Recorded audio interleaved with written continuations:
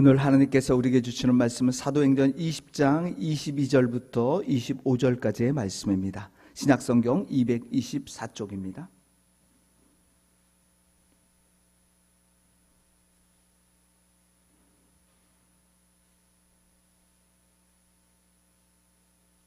사도행전 20장 22절부터 25절까지의 말씀, 제가 하나님의 말씀을 봉독합니다. 보라, 이제 나는 성령에 매여 예루살렘으로 가는데 거기서 무슨 일을 당할는지 알지 못하노라. 오직 성령이 각 성에서 내게 증언하여 결박과 환난이 나를 기다린다 하시나, 내가 달려갈 길과 주 예수께 받은 사명 곧 하나님의 은혜의 복음을 증언하는 일을 마치려 하면은 나의 생명조차 조금도 귀한 것으로 여기지 아니하노라. 보라, 내가 여러분 중에 왕래하며 하나님의 나라를 전파하였으나 이제는 여러분이 다 내 얼굴을 다시 보지 못할 줄 아노라. 아멘. 이 말씀을 통해서 하나님께서 우리에게 은혜 주시길 원합니다. 세상에서 가장 영향력 있는 여성 중에 한 명, 토크쇼의 여왕 오프라 윈플리는 자신의 저서죠, 자신의 책 이것이 사명이다라는 책에서 자신의 사명, 그리고 사명이 무엇인지 이렇게 설명해 놓은 것을 보았습니다. 먼저, 다른 사람보다 많이 가졌다는 것은 사명이다. 자기보다 못한 사람을 도와주어야 할 책임이 있기 때문이다. 둘째, 다른 사람보다 더 아파하는 부분이 있다면 사명이다. 아픔을 겪어본 사람이 고통당한 사람을 이해하고 위로할 수 있다. 셋째, 다른 사람보다 더 설레는 꿈이 있다면 사명이다. 그 꿈을 이룸으로 이웃에게 봉사할 수 있다. 끝으로, 다른 사람보다 부담되는 것이 있다면 사명이다. 하나님은 예수님을 믿는 저와 여러분에게 복음 전파라는 공통의 사명을 주셨습니다. 또 동시에 각자의 달란트에 맞게 사명, 하나님의 일을 감당할 수 있는 능력을 주셨습니다. 그럼 하나님께서 나에게 주신 사명을 어떻게 여러분들은 삶에서 감당하고 계십니까? 그 사명을 발견하고 그것을 위해 살아가고 있다면요, 여러분의 인생은 후회 없는 인생이고요, 또 어떻게 보면 최고의 인생의 삶을 살고 있다라는 것을 반증합니다. 바울에게는 하나님께서 심어주신 꿈, 사명이 있었습니다. 복음이라는 생명의 씨앗이 멈추지 않고 계속해서 자라고요, 마침내 최종 목적지 로마까지 가서 복음을 전하고 있는 것을 사도행전 말씀을 통해서 계속 보게 될 것입니다. 그런데 사실 인간적으로 바울은요, 사명을 위해 살고 있었지만 화려하지 않았습니다. 어쩌면 초라하다 못해 비참했습니다. 그는 가는 곳마다 말씀의 능력을 보았고요, 하나님의 기적도 체험했고 직접 목격했습니다. 그런데 1차, 2차, 3차 전도 여행을 하는 동안 몇 번이나 돌에 맞아 죽을 고비가 있었습니다. 채찍과 매도요, 수없이 맞았습니다. 쇠사슬에 묶여 감옥에도 몇 번이나 갇히는 힘들고 고통스러운 시간을 보냈습니다.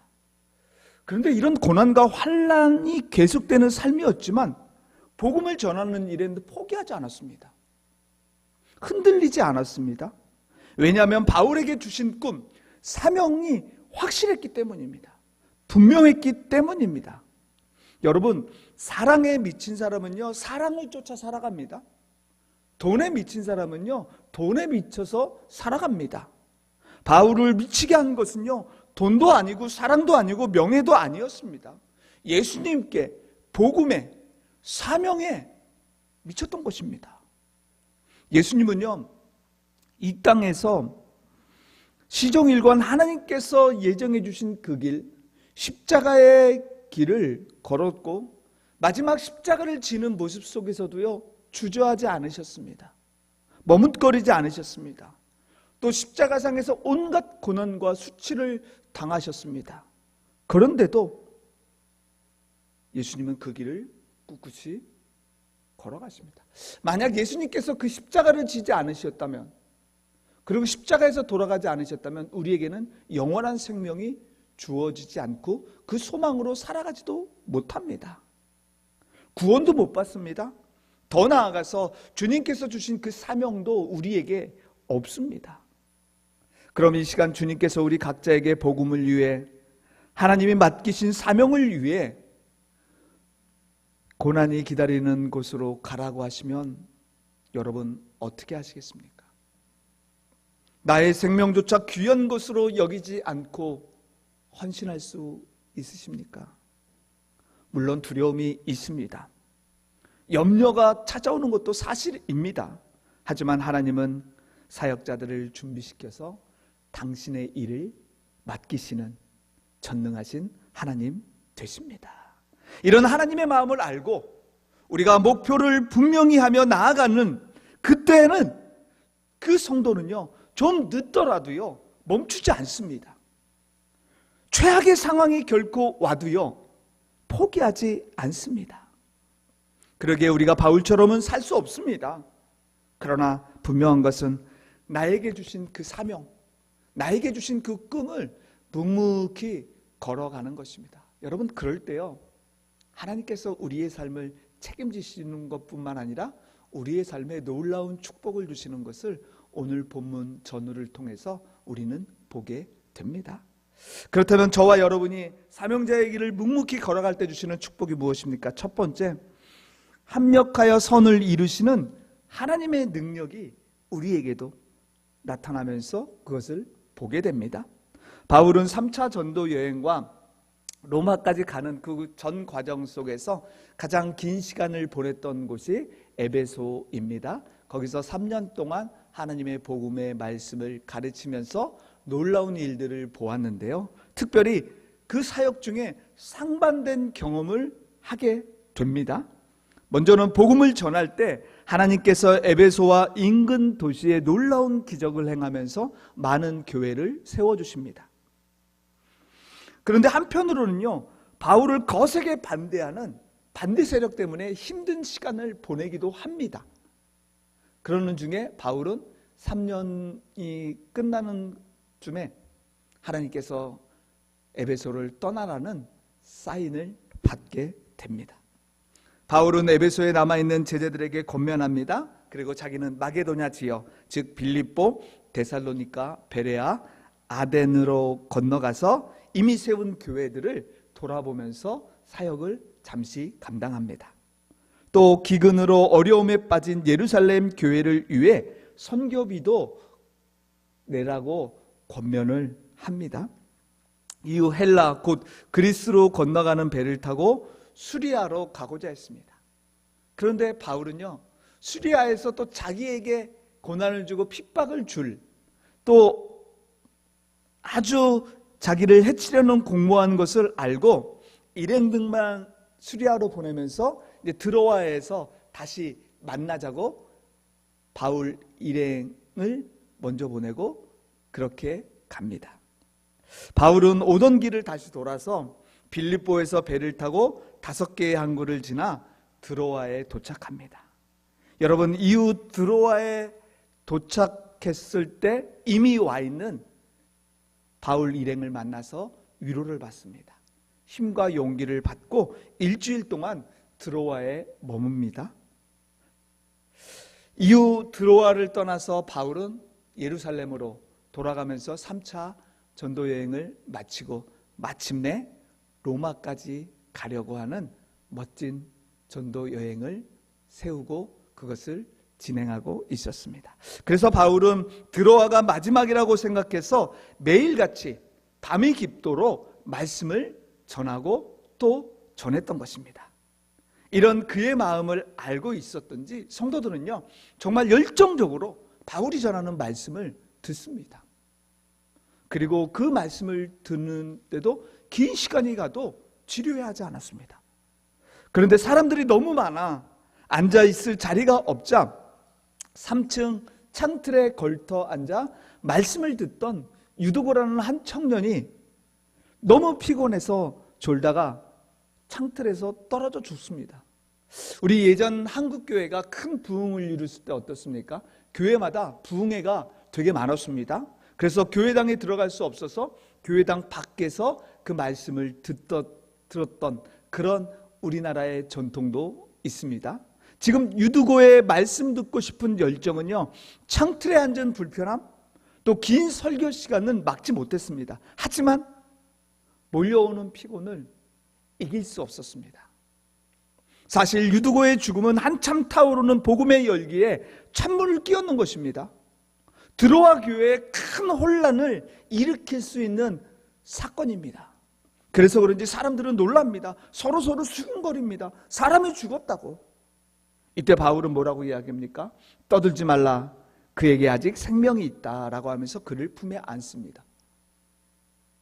그랬더니 살아납니다.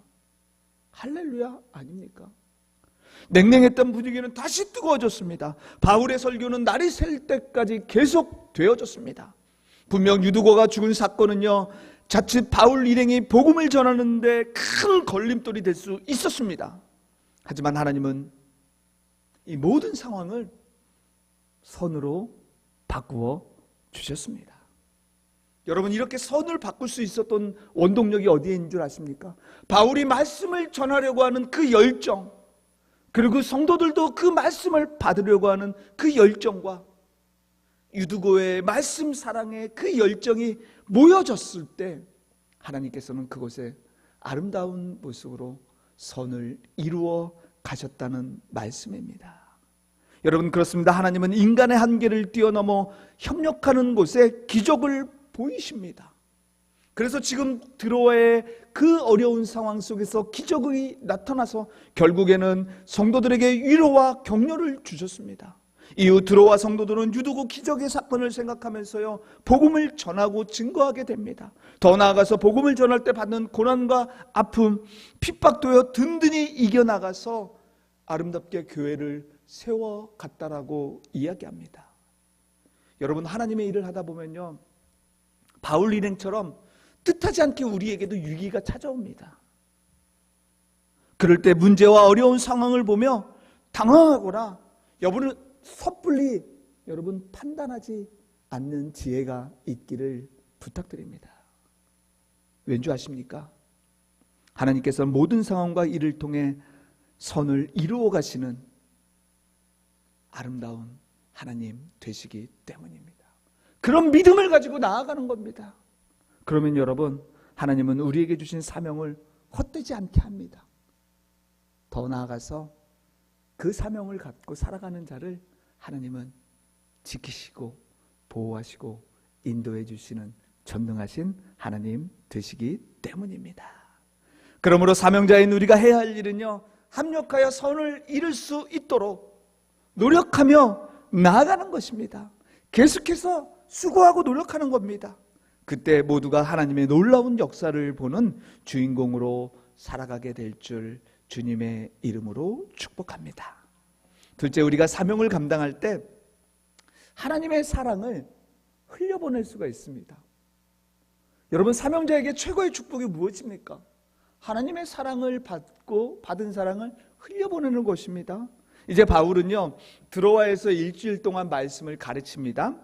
그리고 나서 이제 앗소를 거쳐 미둘레네, 기오, 사모, 밀레도까지 신속하게 이동하고 있는 것을 사도행전 20장 13절부터 15절을 통해서 보게 되는데요, 이렇게 신속하게 이동한 이유에 대해서 사도행전 20장 16절은 이렇게 말씀합니다. 제가 한번 20장 16절 읽어보겠습니다. 바울이 아시아에서 지체하지 않기 위하여 에베소를 지나 배 타고 가기로 작정하였으니 이는 될 수 있는 대로 오순절 안에 예루살렘에 이르려고 급히 감이러라. 바울은요, 오순절 안에 예루살렘에 도착하기 위해서 아주 급하게 다양한 곳을 거치면서 지나가고 있습니다. 왜 일찍 도착하려고 한 이유는 두 가지였습니다. 바울은 지금 이방 땅 마게도냐와 아가야 지방에서 그 교회에서 준비해 준 헌금을 가지고 큰 기근으로 힘들어하고 있는 본토 예루살렘 교회를 도와주어야 되는 것이 급했습니다. 그 헌금을 빨리 전달해 주고 싶었던 마음이고요. 두 번째는 오순절을 맞아 예루살렘에 모인 많은 성도들과 지금 자신이 했을 때 일어났던 그 선교의 기적을 함께 나누고 싶은 그 흥분된 감동이 있었던 것입니다. 한마디로 민족과 지역을 뛰어넘어 예루살렘 교회의 하나님의 사랑과 예수 그리스도의 사랑과 복음을 전하면서 온 교회가 하나가 되었음을 나누고 싶었던 것입니다. 그래서 안타깝게도 바울에게 특별했던 에베소 교회에 머무를 수가 없었습니다. 여러분, 에베소 교회가 어떤 교회입니까? 3년 동안 겸손과 눈물과 온갖 어려움을 참아내며 하나님의 말씀을 가르치고 사역했던 곳입니다. 왜 그곳에 머무르고 싶지 않았겠습니까?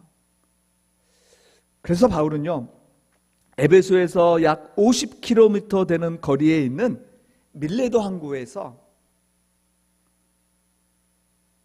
에베소 장로들을 부릅니다. 그런데 에베소 장로들이요, 한 걸음에 달려왔습니다. 그러면서 바울은 이제 달려온 그들에게 밀레도 항구에서의 고별 설교를 시작하게 되지요.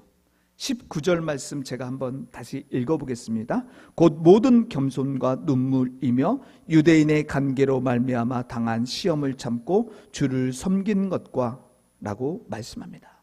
여러분, 바울은 지금까지 자신의 사명을 감당할 때 모든 겸손과 눈물과 인내로 해왔다라고 고백하고 있습니다.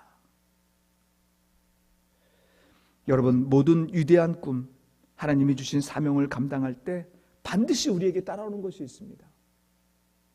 여러분, 그것은 희생입니다. 희생 없이 성취되는 것은요, 하나도 없다라고 생각해야 합니다. 그러면서 바울은 앞으로 자신에게 닥칠 고난을 직감합니다. 그러면서 이렇게 이야기하는데 23절 제가 새번역 성경으로 읽어보겠습니다. 다만 내가 아는 것은 성령이 내게 일러주시는 것뿐인데 어느 도시에서든지 투옥과 환난이 나를 기다리고 있다는 것입니다. 바울이 어떤 도시를 가던 자신에게 찾아올 핍박과 고난이 기다리고 있다는 것을 알고 있었습니다. 그것은 자신의 1차, 2차, 3차 전도 여행을 통해서 경험했고 보았던 일이고 앞으로도 그 일이 계속될 것이라고. 하지만 자신은 복음 전하는 사명의 꿈을 이루기 위해 멈추지 않겠다고, 그래서 다시 예루살렘으로 가겠다고 하면서 다시 한번 자신이 멈추지 않는 이유에 대해서 24절에서 말씀하는데, 이 말씀이 우리가 잘 알고 있는 말씀입니다. 바울은 주저하지 않고 예루살렘으로 가게 됩니다.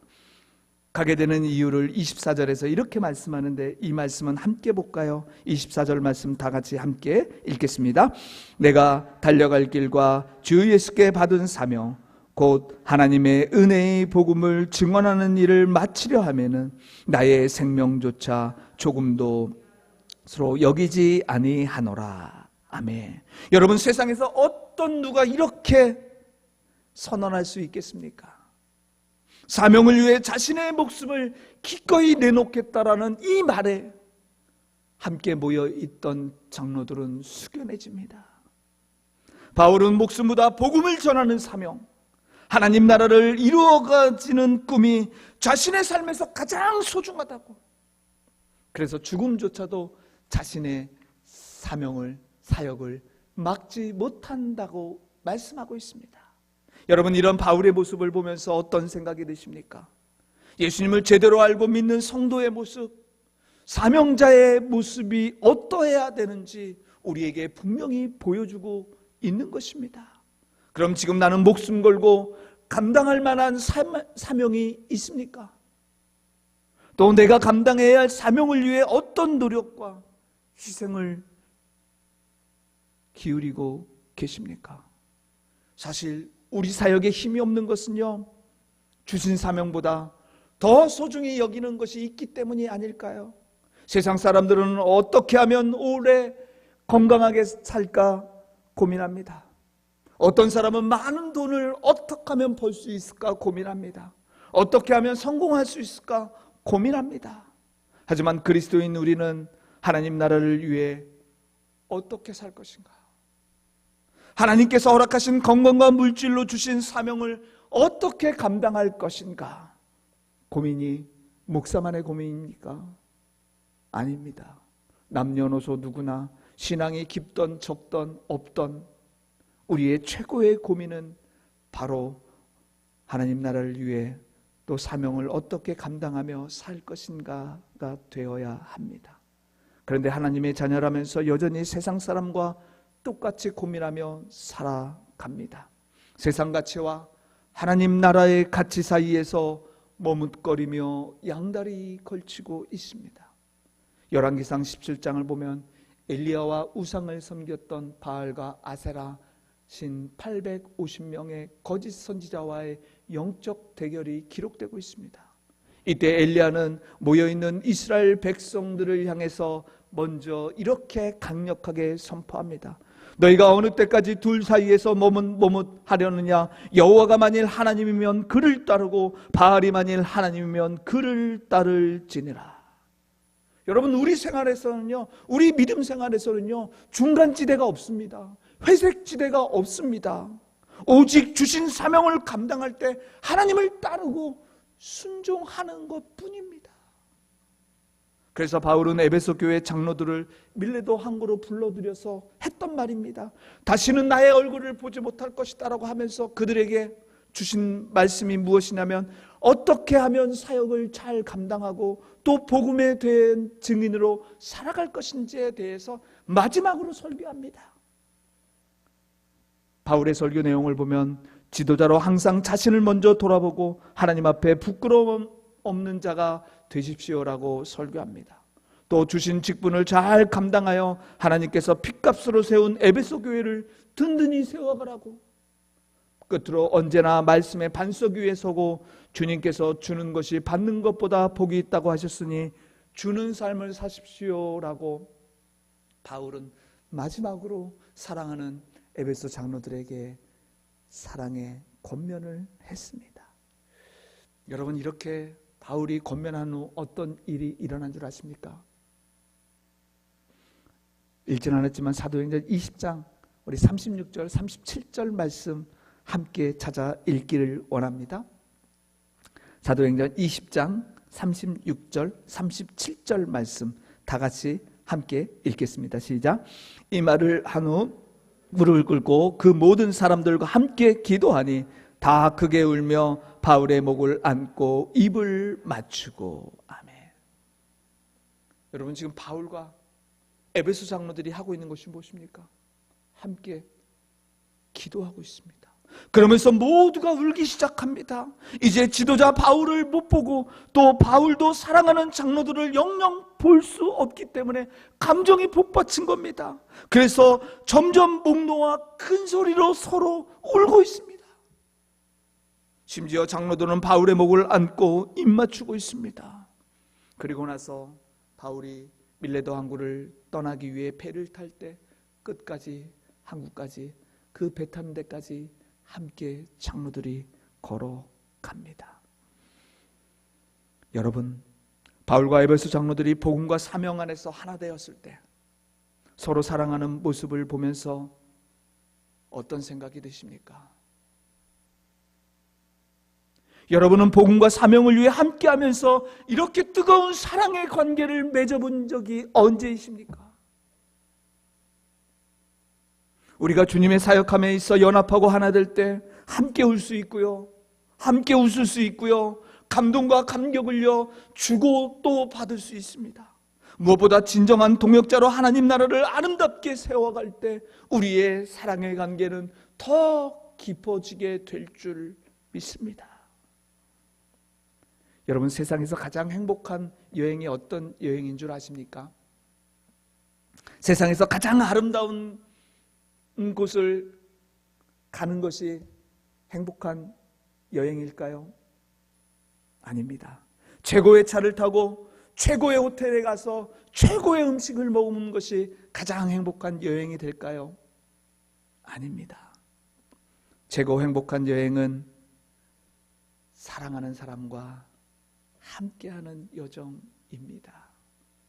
힘들어도 어려워도 고난이 있어도 복음 안에서 주신 사명 사랑하면서 함께 걸어갈 때가 가장 행복한 여행입니다. 동네 뒷산을 올라가도 사랑하는 사람과 동행하면 그것이 행복한 여행입니다. 최고의 음식을 먹지 않아도요, 길거리 음식을 같이 나누어 먹어도 그것이 행복한 여행입니다. 그렇다면 여러분, 이 아침에 질문 하나 하겠습니다. 세상에서 가장 행복한 여행은 어떤 여행일까요? 사랑하는 지체들과 함께 복음의 길을 걸어가는 것이 최고의 여행이 될 수도 있지만, 저는 그 여행도 중요하지만 그것보다 더 중요한 여행 하나가 있습니다. 바로 하나님과 동행하는 여행입니다. 여러분, 에녹은 300년 동안 하나님과 동행하지 않았습니까? 성경은 그렇게 말씀합니다. 어떻게 300년 동안 하나님과 동행할 수 있었을까요? 그 비결은 하나님을 진심으로 사랑했기 때문입니다. 다른 곳에 한눈 팔지 않고요, 하나님께 집중하며 하나님을 사랑했습니다. 그런 모습을 하나님은 알고 에녹을 사랑해 주셨습니다. 그래서 마침내 죽음을 보지 않고 하늘나라로 데려가신 것입니다. 이런 하나님께서 우리를 너무 사랑하셔서 독생자 예수님을 이 땅에 세상에 보내주셨습니다. 그리고 십자가에서 죽게 하셨습니다. 왜요? 우리와 동행하기 위해서. 이보다 더 큰 사랑이 어디에 있습니까? 이제 하나님께서 우리에게 주신 사명, 또 우리에게 주신 사랑, 우리가 받은 하나님의 사랑을 각자의 삶에서 지체들과 함께 세상에 흘려보내기를 원하십니다. 강화중앙교회 안에 내 안에 예수님의 사랑이 머무르지 않고 오직 계속해서 복음 전하는 사명으로, 사명자로 하나님 사랑, 십자가 사랑을 전하기를 원하십니다. 올해도 하반기를 접어들어 얼마 남지 않는 이 시점에서 나는 하나님께서 주신 사명에 주저함 없이 달려가고 있나 생각해 보면 어떨까요? 그래서 내게 주신 사명 다시 붙잡고 우리 담대하게 함께 살아가는 것입니다. 그때 하나님의 선을 이루어 가시는 역사를 보고 나에게 주신 하나님의 사랑이 풍성하게 넘쳐나 여러분 모두가 축복의 통로로 살아가기를 주님의 이름으로 축복합니다. 아멘. 늘 동행하며 도우시는 하나님 아버지, 말씀을 통해 우리 각자에게 주신 사명의 자리를 다시금 생각하며 나아가는 성도들을 축복해 주옵소서. 무엇보다 합력하여 선을 이루고 풍성한 하나님 사랑 안에서 살아가는 우리가 되어 하나님의 마음을 시원케 해드리고 강화중앙교회를 통해 복음의 역사가 계속 흘러가도록 우리와 교회를 사용하여 주옵소서. 감사드리며 예수님의 이름으로 기도드립니다. 아멘.